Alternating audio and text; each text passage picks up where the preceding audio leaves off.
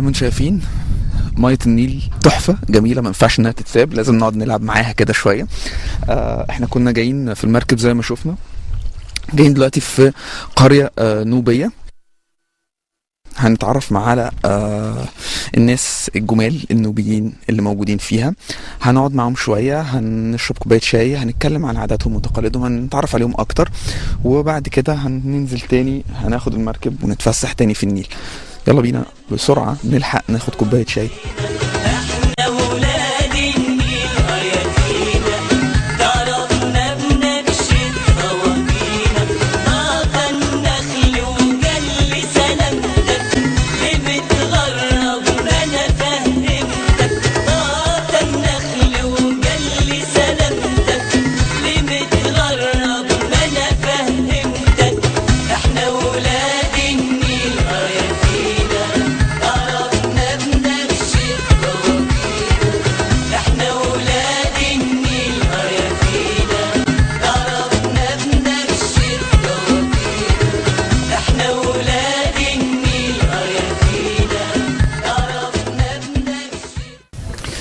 طبعا لو اتكلمت عن الشعب المصري هتبقى شهادتي مجروحه، لكن بما اننا في اسوان ما ينفعش ما نتكلمش عن الناس الجمال اللي وشوشهم مبتسمه وفيها سماحه، فيها مصريه جامده جدا. ما ينفعش ما نتكلمش عن اهل النوبه. اهل النوبه الناس الجمال اللي موجودين في اسوان منذ قديم الازل، وبيساعدوا كمان في السياحه وبيساعدوا في الاستثمار السياحي، وبيعملوا دور برضو مهم جدا لدعم الاقتصاد المصري. تعالوا بينا نتعرف من احد اهالي النوبه. معانا الحاج عوض عبد الظاهر من احد نوال اهالي النوبه من قريه ام بركاب. يا رب اكون منطقه صح. الاول بس تعالوا نصبح عليه نقول له اهلا بيك يا حاج عوض. ازيك؟ اهلا بيكم واهلا بالفضائيه المصريه انا بنطق الاسم صح كده؟ ام بركاب. مظبوط. حاج عوض، يعني كلمني عن، اديني فكره سريعه كده عن النوبه وعاداتها وتقاليدها للناس اللي ما يعرفوش، برضو بحب الناس تعرف. النوبه عبق. انت عارف سيادتك لما تخش مثلا في حته مصر القديمه، لما تخش في حته تحس كده متحف، انت داخل حاجه اثر. احنا النوبه قديم وبيحب يفضل قديم، لان القديم بتاعه بيعتز بيه.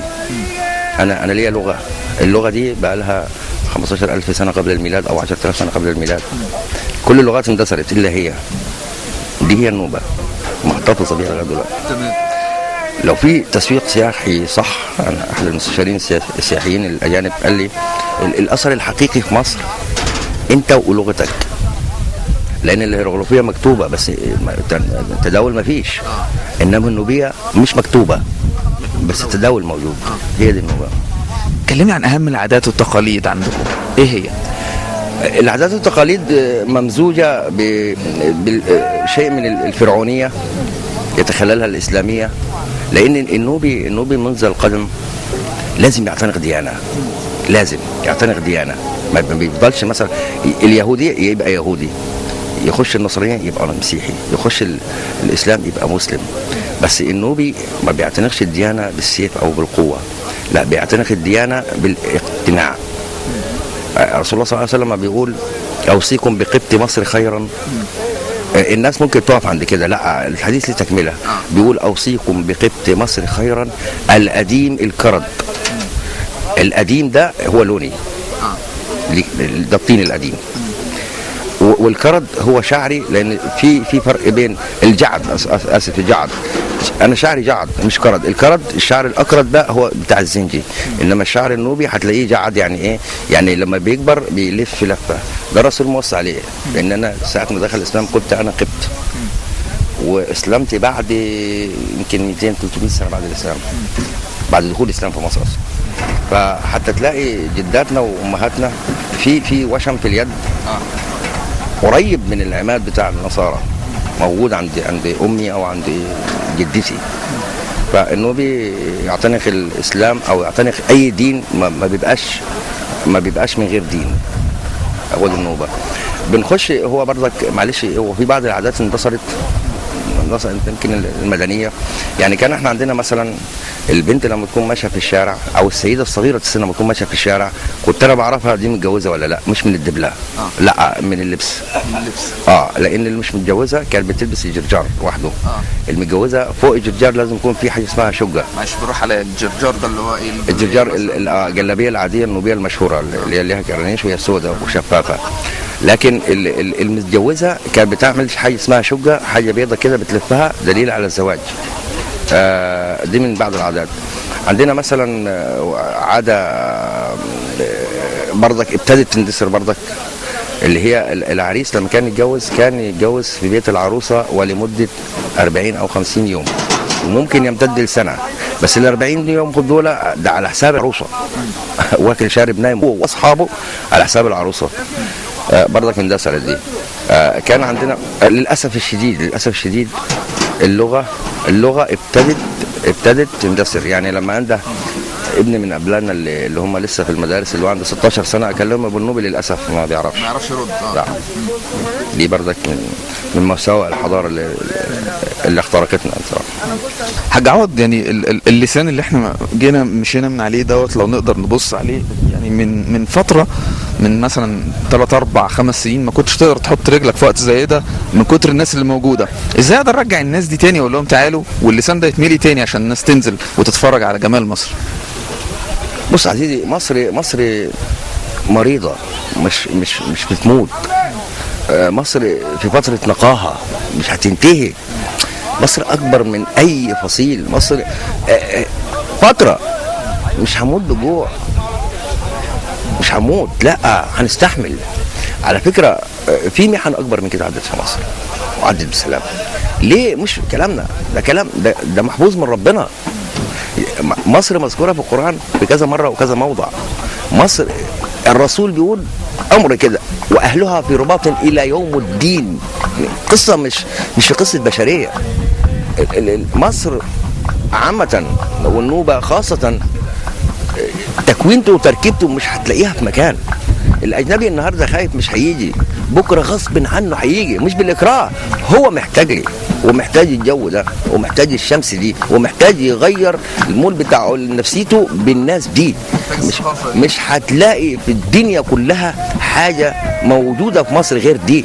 احنا مش اثار وحجاره بس، لا. على فكره في افغانستان في تماثيل اكبر من تماثيلنا. تماثيل البوذا اللي اتحطمت دي اكبر. هي مش هي ثقافه، هي تاريخ، هي عبق. دي مصر. هيجوا ان شاء الله، هيجوا. قبل ما يعني الاجانب يجوا، انا عايزك يعني برضه توجه لهم رساله، لكن قبل ما نوجه لهم رساله، هل رايك ان السياحه الداخليه زي ما احنا شايفين، يمكن مجموعه من المصريين موجودين ورانا في زي مركب وبيحتفلوا وبيغنوا في على الانغام النوبيه، هل السياحه الداخليه ممكن تكون حل من الحلول لحد ما الدنيا تمشي شويه؟ عشان خصوصا ان في ناس كتير قوي بتشتغل في قطاع السياحه، على الاقل الدنيا تمشي شويه، العجله تبتدي تدور. لا، وكانك بتكلمني ان انا عندي مثلا حمى خطيره فبرجع للاسبرين بيخفف، انما مش حل. يعني انا هو الولد ده طالع بالمركب بتاعه عشان بس يحط بنزين، عشان يسترزق يمشي حاله يعني. وعشان يطيب خاطر المصري اللي جاي، مش عشان ما يقولوش لا. انما لو بتتكلم عن الماده طبعا لا، فرق. وعلى فكره انا برضه عايز ابعت رساله للعيال دول المراكبيه دول، هم في دلوقتي في احلك الظروف، ولكن بتجيلهم ناس سياسيين عشان يطلع مثلا يعمل مسيره نيليه ب 400 جنيه ما بيرضاش. على فكره بيعرض عليه مسيره ب 400 جنيه في ظل ان هو مش لاقي 4 ساعه او علبه سجاير يعني. فبس انا يعني من واجبي ان المهرجان دوت، يعني من واجبي مش نفاق ولا تملق. في راجل عظيم جدا جدا جدا اسمه مصطفى يسري، انا اتعرفت عليه من قريب قوي، محافظ اسوان. بذل جهد ضخم جدا جدا جدا. انا امل وما بجرحش وما بنوهش بحاجه، وربنا خيب ظني. امل ان على حسب ما عرفت ان وزاره السياحه عندها خبر بالمهرجان، بس على ارض الواقع ما شفتوش. امل ان الرساله توصلهم ويشجعوا. انا خلاص، انا الحمد لله عملت ونجحت والحمد لله هتنتهي على خير. انا امل ان وزاره السياحه تهتم بالمشاريع دي، لان ده صلب شغلها. المفروض يعني. اكيد وبدليل ان يعني وزير السياحه لسه واخد جايزه احسن من وزير سياحه في العالم يعني. نتمنى ان شاء الله ان صوتك يوصل وان الدنيا تبقى احسن من كده الفتره اللي جايه. اكيد طبعا، اكيد هيتواجد، ولازم هو بيلف في كل المدن المصريه والمحافظات. لكن طب خلينا نرجع تاني للموضوع. انت شايف من وجهه نظرك ايه اللي ممكن يحصل بدل ما يبقى ندي اسبرين خلاص بقى نتعافى ونقف ونبص ونشتغل؟ ايه المطلوب بقى بدل الاسبرين عشان نشتغل؟ لا اصل انا كان اتكالي الكل هنا في اسوان بالذات. انا عندي فصيلين هنا في اسوان، هم عصب السياحه، المركب اللي انا قاعد عليها والعربيه الحنطور، هم دول. ودول رسلكوا حياتهم من الصغر، من ساعه ما اتولد هتلاقي العربجي موجود وابنه الصغير جنبه اوتوماتيك من غير اي وصيه، مهنه متوارثه بالظبط. وكذلك المراكبي. فيعني هو عشان نشوف بديله، الحكومه جريحه. الولد اللي هو سواء كان المراكبي او بتاع العربيه الحنطور، هو تكوينه المادي مش هينفع معاه وظيفه، وبالذات الحكومه ما عندهاش قدره ان هي توظف حد غير عنده صندوق خاص بيديله مثلا 400 جنيه مش مع. لكن احنا بنعمل في ايه؟ بنأمل ان احنا ننشط من المؤتمرات والحفلات في الوقت ده بالذات، لان الاجنبي عنده نظره. انا عارف الاوروبي ده عنده نظره ملوش دخل باللي بيحصل مثلا في القاهره. هو على فكره هو يعرف تماما القاهره فين واسوان فين، هو مش وملوش دخل برضه باللي بتقوله له الحكومه لميول سياسيه، احذر من النزول في مصر. لا بدليل ان هم موجودين دلوقتي في اسوان. هو عايز يشوف بعينه في ناس بتتحرك بطبيعيه وتلقائيه، مش تمثيل. في ناس بتغني، في ناس بترقص. لو شاف دي ان شاء الله هيجي. وزي ما قلت لك في الاول، هو اللي محتاج لنا، هيجي. شويه برد عنده صعبين قوي، هيجي مصر. اوصل له الرساله دي ازاي؟ هل من طريق الاعلام؟ هل خصوصا ان في بعض القنوات الفضائيه بتسعى ان هي تسوق صوره الشعب المصري ومصر بشكل عام؟ تفتكر الاعلام ليه دور مهم ان يوصل رساله، او هي مش رساله، هيوصل الصوره بقى، لان انت بتتكلم في صوره اون ذا سبوت، يعني انت بتاخد الصوره بتنقلها. ده في مصر دلوقتي يا جماعه، الجمال، النيل، الاهرامات، الامان، الناس اللي ماشيه في الشارع. في ناس بتوصل لها الصوره ان في انفجارات وفي مش عارف حاجات، الناس مش عارفه تمشي، الصوره مغلوطه طبعا. انت شايف ازاي نوصل الصوره الصح؟ هو الاعلام مشكورا بيعمل، بالذات بعد ما طلعت القنوات وكترت، فالاعلام بيعمل اقصى جهده. بس انا عندي هنا ملامه على الثقافه عامه والاعلام عامه. هي ايه؟ تركيا ما عندهاش اي اثار، بس لما نيجي نشوف مثلا مسلسل تركي، ما بنلاقيش مثلا في المسلسل، في طول المسلسل، حي فقير. ما بيظهرلكش الصوره السلبيه اللي عنده، بيعيشك ان كل الدنيا حلوه وكل الدنيا ورديه وكل الدنيا. الدوله فين من احتضان السياحه؟ انت فين؟ انا رئيس الوزراء ابراهيم محلب لما كان وزير اسكان، وانا مش عايز اقول بس عشان ما يبقاش اعلان، ده تخصصي. اما كان وزير اسكان ضخ مجموعه اموال كانت مركونه، ضخها في اسوان بالذات، حركت عندي البطاله. يجي واحد بقى من الطابور الخامس وهو موجود في المنظومه، يجي يقول لك ايه في شغلي انا؟ يقول لك لا الغي الخلطه الخرسانه الميكانيكيه وخليها مركزيه. قلت له يا عزيزي، وكانك بتشاور لواحد تقول له خد المشروع. يعني ايه ده؟ انت هتريح لي 50 واحد شغالنا على الميكانيكا عشان تجيب لي بامب يرشهم في نص ساعه، والبامب ده فيه سواق واحد بريموت. يعني لازم نحرص من ده. يعني لو صوتي وصل له، هو الوزير ابراهيم محلب فاهم هو فيه ايه. تمام، ده حاجه. الحاجه الثانيه الاعلام، يعني الشباب دول موجودين، تمام، يجب ان يكون، على فكره المحافظه تقريبا بتطلع لهم دعم مادي، وزاره السياحه دعم كده، لكن اعتقد ان وزاره السياحه عندها خبراء وعندها مستشارين ادرى مني ومنك ومن اي حد. الحل ايه؟ اكيد الحل ايه؟ اعمل تنشيط سياحي ازاي؟ بعيد عن الاجنبي اللي هيجيني. يعني ممكن انشئ ايه؟ ممكن انشئ مثلا ملابس في مصنع صغير مكتوب عليه بالهيروغليفي واصدرها، والعائد يعود للشباب دول. مش لازم انتظر الفرد بس، ما انا ممكن اصدر له ثقافتي على هيئه قماش وابعته له. الافكار كتير يعني، بس هو المهم يعني نفكر. الكوفيه بتاعت العماره اللي بتاعت ياسر عرفات، بيصنعوها وبتتصدر وبيبيعوها، واي حد بيروح عاملها كده هي مبلغ وهي رمز. طبعا وهي رمز. طبعا. طب ما انا ما بعملش حاجه زي دي ليه؟ واعبر عن واحل ازمتي. افكار كتير، وان شاء الله نتعشم ان السياحه تنتعش تاني الفتره اللي جايه ودي حاجه يعني اعتقد ان هو يقين عند كل المصريين انها هترجع تاني، ولا انت رايك ايه؟ لا طبعا ان شاء الله. انا زي ما قلت لك في الاول، طالما هو محتاج لي، محتاج الطقس بتاعي، محتاج الجو بتاعي، محتاج المناظر الخلابه، محتاج الاثار، هو هيجي. متفائل؟ جدا. وعلى فكره المحافظ مصطفى يسري كان بيفكر حاليا في طرق بديله اللي هو السياحه العلاجيه، واسوان مهيئه لكده طبعا جوا وكلا. لكن مش مصر بخير اكيد، وهتفضل بخير ان شاء الله. طب رساله بقى بالنوبي للناس الاجانب، هم مش هيفهموا طبعا نوبي لكن نحب نسمع كلمه حلوه بالنوبي كده ليهم، تقول لهم ايه؟ انتو تاوي ساركي ماوي. ده اللي هو ايه بقى؟ لا لسه هتكمل. انتو تاوي ساركي ماوي الناس سجنيكي وتيجي بوتا. انا بقول له تعالى هنا ما تخافش، هتشرب الماء ده هترجع تاني. الله، ده كلام جميل يا حاج عوض. اشكرك شكرا جزيلا على اللقاء الجميل دوت.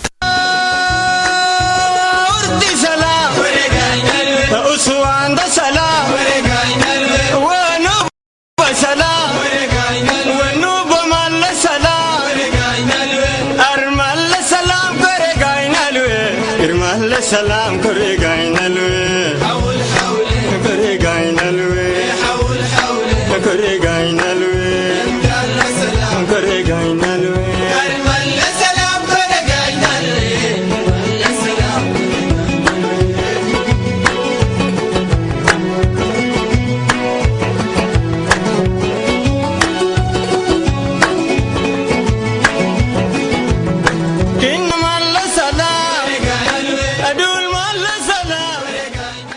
Alors, présentez-vous.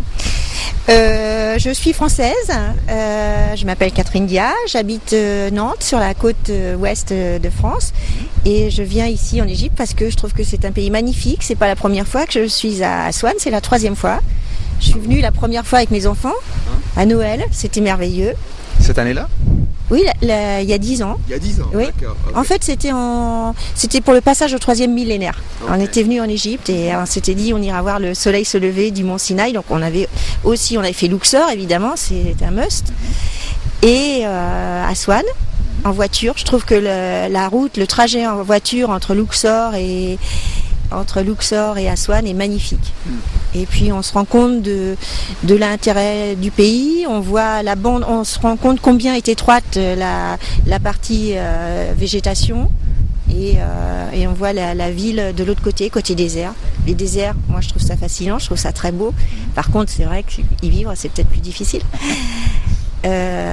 Que vous dire encore, les Égyptiens sont extrêmement gentils, très chaleureux. Si on veut les prendre en photo, ils nous font bonjour et puis ils se laissent faire. Donc ça c'est bien.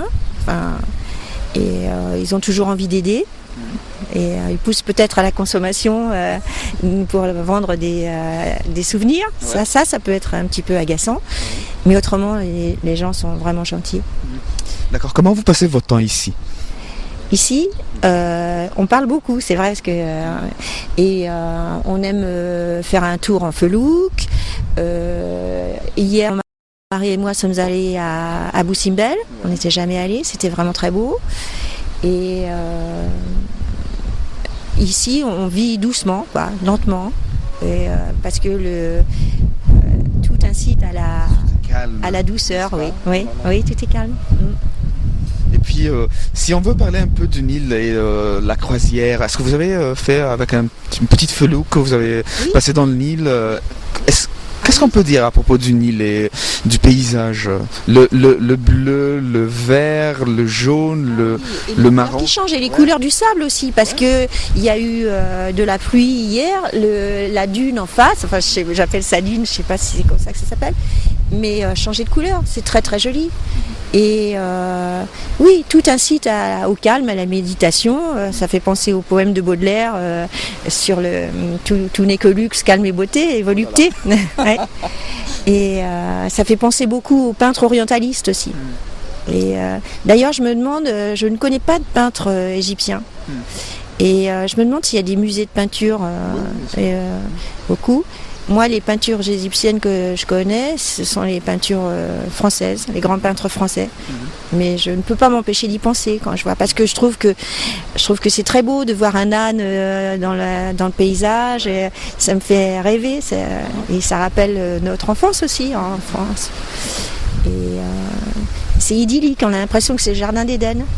Mais je sais que la réalité, malheureusement, n'est pas comme ça. Je sais que c'est dur, que la vie est dure. Je vous remercie infiniment pour votre présence avec nous à Bella Tiba, mon programme. Merci Je bien. dis une chose simplement, c'est que je souhaite au peuple égyptien que les touristes reviennent, parce qu'ils le méritent vraiment. Voilà. Et je salue le peuple égyptien. Merci à vous. Je remercie aussi.